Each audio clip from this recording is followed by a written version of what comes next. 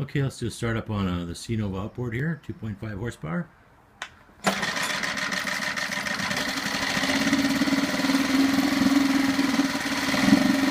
off on the throttle there. Okay.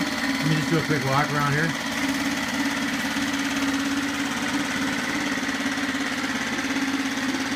There's the throttle.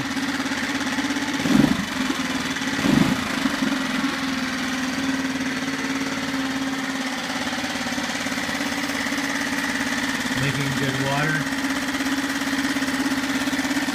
Sticky handle in the back. Alright, honey, let's put this into gear, right?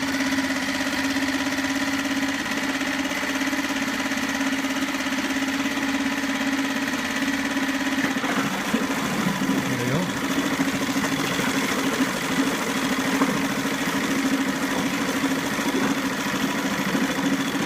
Making good water again, lots of thrust. Put it back into neutral. Alright, push the kill button. Here we have the SeaNovo Outboard 2.5 horsepower as it comes in the shipping container. This is styrofoam backing right there. Owner's manual is an emergency pull cord with an extra impeller toolkit.